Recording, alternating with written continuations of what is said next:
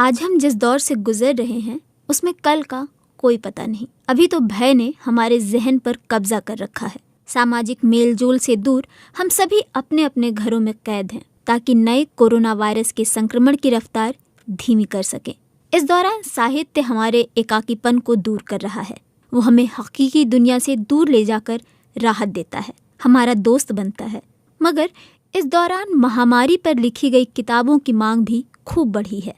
ऐसे कई उपन्यास हैं जो महामारी के दौर की वास्तविकता के बेहद करीब हैं, जो पहले की महामारियों की डायरी जैसे हैं। ऐसे उपन्यास हमें बताते हैं कि उस दौर में लोग इस भयावह आपदा से कैसे बाहर निकले। ब्रिटिश लेखक डैनियल डेफो ने वर्ष 1722 में किताब लिखी थी, a journal of the plague year. इसमें डैनियल ने 1665 में ब्रिटेन की राजधानी लंदन में फैली प्लेग की महामारी के बारे में विस्तार से लिखा है। ये भयावह चित्रण उस दौर की हर घटना का हिसाब किताब बताने जैसा है और काफी कुछ हमारे दौर में इस वायरस के प्रकोप से मिलता जुलता है। डैनियल डेफो की किताब सितंबर 1664 से शुरू होती है। उस समय अफवाह फैलती है कि ताउन की वबा ने हॉलैंड पर हमला बोला है। इसके 3 महीने बाद यानी दिसंबर 1664 में लंदन में पहली संदिग्ध मौत की खबर मिलती है। बसंत के आते आते लंदन की तमाम चर्चों पर लोगों की मौत के नोटिस में भारी इजाफा हो जाता है। जुलाई 1665 के आते आते लंदन में नए नियम लागू हो जाते हैं। ये नियम ठीक वैसे ही हैं जो आज करीब 400 साल बाद हमारे ऊपर लॉकडाउन के नाम से लगाए गए हैं। तब भी लंदन में सार्वजनिक कार्यक्रम, बार में शराब नोशी, ढाबों पर खाना पीना और सरायों में लोगों के जुटने पर पाबंदी लगा दी गई थी और अखाड़ों और खुले स्टेडियम भी बंद कर दिए गए थे। डैनियल डेफो लिखते हैं, लंदन वासियों के लिए सबसे घातक बात तो ये थी कि बहुत से लोग लापरवाही से बाज नहीं आ रहे थे। वो गलियों में घूमते थे, सामान खरीदने के लिए भीड़ लगा लेते थे, जबकि उन्हें घर में ही रहना चाहिए था।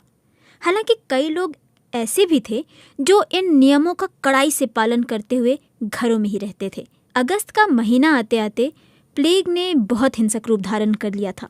परिवार के परिवार, बस्तियों की बस्तियां इस महामारी ने निगल डाली थीं। लेकिन डैनियल डेफो के मुताबिक दिसंबर 1665 के आते आते महामारी का प्रकोप धीमा पड़ चुका था। अब हवा साफ और ठंडी थी। लोग जो बीमार थे उनमें से कई ठीक हो गए थे। शहर की सेहत सुधरने लगी थी। जब आखिरी गली भी महामारी से मुक्त हो गई तो लंदन के वासी सड़कों पर निकले और खुदा का शुक्र अदा किया। 400 बरस पहले आई महामारी का माहौल आज से किस कदर मिलता है ये कहने की बात नहीं। इस वक्त भी लगभग वैसा ही माहौल है। तनाव बढ़ा हुआ है।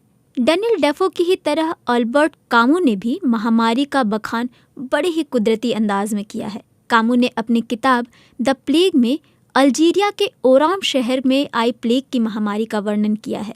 19वीं सदी में ओराम शहर प्लेग के कारण वाकई उजड़ गया था। कामू के चित्रण में भी हम आज की झलक देख सकते हैं। पहले तो स्थानीय नेता इस महामारी की आमद को मानने से इनकार करते रहे हैं, जबकि कामू लिखते हैं कि शहरों की गलियों में मरे हुए चूहों की भरमार थी। उनके उपन्यास में एक अखबार का कॉलम निगार सवाल उठाता है कि क्या हमारे शहर के मालिकान को इस बात का एहसास नहीं है कि ये चूहे इंसानों के लिए कितना बड़ा खतरा हैं। इस किताब के किस्सागो किरदार डॉक्टर बर्नार्ड स्वास्थ्य कर्मियों की बहादुरी के बारे में कहते हैं।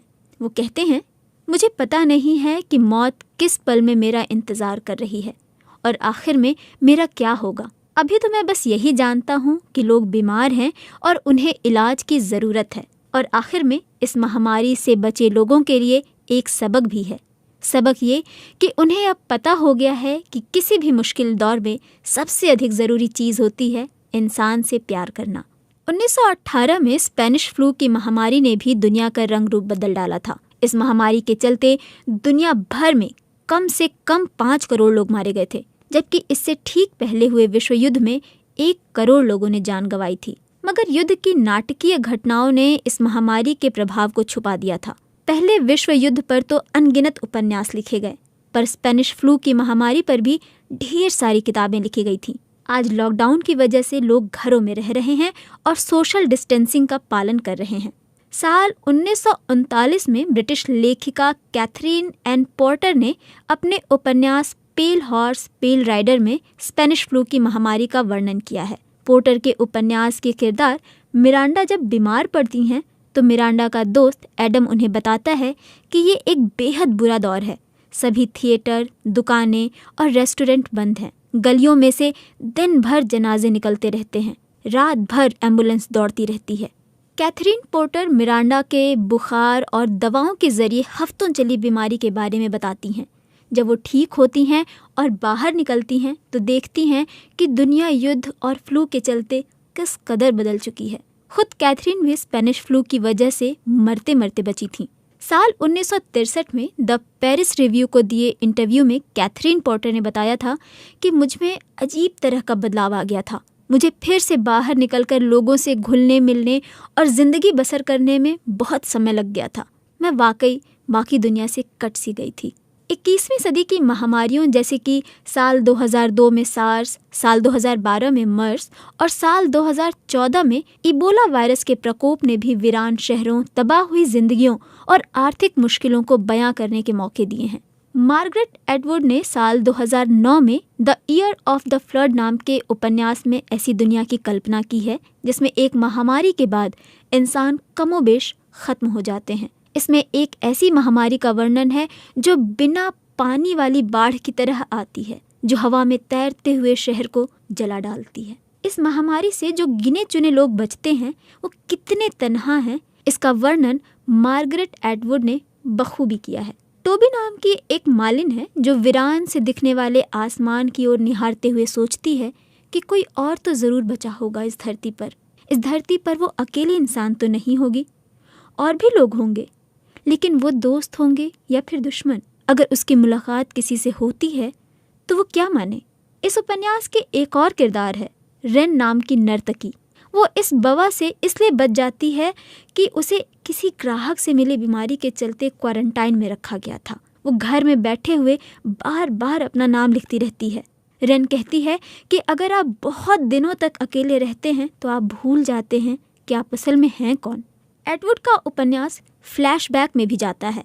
इस दौरान वो बताती हैं कि किस तरह इंसानी और कुदरती दुनिया का संतुलन बिगड़ा, क्योंकि सत्ताधारी कंपनियों ने बायो इंजीनियरिंग के जरिए कुदरत से छेड़खानी की थी, और किस तरह टोबी जैसी पर्यावरण कार्यकर्ताओं ने इन बहुराष्ट्रीय कंपनियों का विरोध किया था।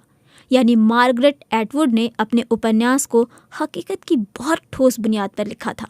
किसी भी महामारी पर आधारित किस्से इसलिए आकर्षित करते हैं क्योंकि इंसान आपस में मिलकर इनका सामना करते हैं। दुश्मन ऐसा होता है जो इंसान नहीं होता।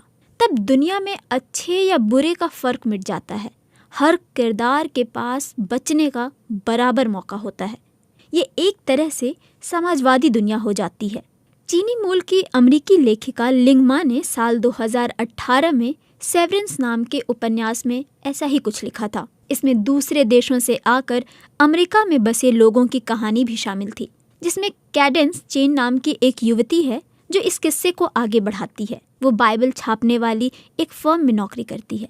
साल 2011 में न्यूयॉर्क पर हमला करने वाली काल्पनिक शैन फीवर नाम की महामारी में केवल 9 लोग बच पाते हैं। इनमें से एक कैडेंस भी शामिल होती हैं। लिंगमा लिखती हैं कि महामारी के बाद शहर का बुनियादी ढांचा तहस नहस हो चुका है। इंटरनेट बर्बाद हो गया है, बिजली की ग्रिड भी बंद हो गई है। इसके बाद कैडेंस चेन और बचे हुए बाकी के लोग शिकागो के उपनगरीय इलाके के एक मॉल की ओर रवाना होते हैं। वो वहां जाकर बसने का इरादा करते हैं। ये लोग जिस रास्ते से गुजरते हैं वो बीमारी और बुखार का शिकार नजर आता है। मरते हुए लोग पुरानी आदतों के शिकार हैं। कैडेंस और उनके साथी सोचते हैं कि वो वाकई इस महामारी के प्रति इम्यून हैं या फिर बस दैवीय कृपा से बच गए हैं। कैडेंस को बाद में पता चलता है उसके बचने का एक ही तरीका है कि वो अपने ग्रुप के अगुवा बॉब को बनाए धार्मिक नियमों का पालन करते रहे। बॉब एक पुराना IT प्रोफेशनल है। बाद में कैडेंस बॉब से बगावत कर देती है। कैडेंस को बाद में पता चलता है कि उसके बचने का एक ही तरीका है कि वो अपने ग्रुप के अगुवा बॉब के बनाए धार्मिक नियमों का पालन करते। बॉब एक पुराना IT प्रोफेशनल है। बाद में कैडेंस बॉब से बगावत कर देती है। लिंगमा ने अपने उपन्यास में जैसे हालात की कल्पना की है वैसे फिलहाल तो हमारे सामने नहीं है, लेकिन लिंगमा ने उस दुनिया का भी तस्वर किया है जब महामारी तबाही मचाकर चली जाती है। फिर समाज के निर्माण की चुनौती खड़ी होती है। एक संस्कृति के विकास का प्रश्न उठता है। जो लोग बचे हैं उनके बीच सत्ता किसके हाथ में होगी, ये भी सवाल उठता है। किस धार्मिक परंपरा को मानना है, ये कौन तय करेगा। कैसे लोगों की निजता के अधिकार बचेंगे, ये भी तय होना है।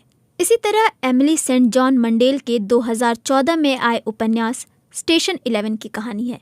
एक बेहद संक्रामक बीमारी जॉर्जिया नाम के गणराज्य से उठती है, ठीक वैसे ही जैसे कोई न्यूट्रॉन बम फट गया हो, और इस महामारी से दुनिया की 99% आबादी खत्म हो जाती है। इस महामारी की शुरुआत उस समय होती है जब शेक्सपियर के नाटक किंग लियर का एक किरदार निभा रहे व्यक्ति को मंच पर ही दौरा पड़ता है।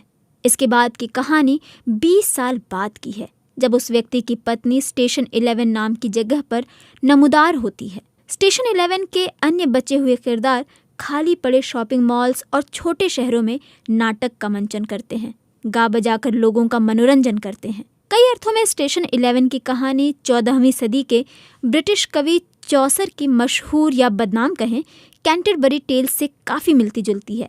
चौसर की लिखी ये आखिरी रचना थी जिसमें 14वीं सदी में यूरोप को बर्बाद करने वाली ब्लैक डेथ या प्लेग की बुनियाद पर लिखा गया था। एमिली सेंट जॉन मंडेल सवाल उठाती हैं कि कौन तय करेगा कि कला क्या है। क्या सेलिब्रिटी का बर्ताव संस्कृति है? जब कोई वायरस मानवता पर आक्रमण करता है तो फिर नई संस्कृति का निर्माण कैसे होगा? पहले की कला और संस्कृति में क्या बदलाव आएंगे? इसमें कोई दो राय नहीं है कि हमारे मौजूदा हालात पर भी उपन्यासों की भूमिका तैयार हो रही होगी। आने वाले समय में किस्सागो किस तरह से इस महामारी का वर्णन करेंगे, इंसानों के बीच की सामुदायिक भावना को कैसे व्यक्त करेंगे, हमारे बीच के अनगिनत बहादुर लोगों के बारे में क्या लिखेंगे। ये वो सवाल हैं जो तब उठेंगे जब हम और पढ़ेंगे, साथ ही साथ इस महामारी के बाद उभरने वाली नई दुनिया के लिए खुद को तैयार करेंगे।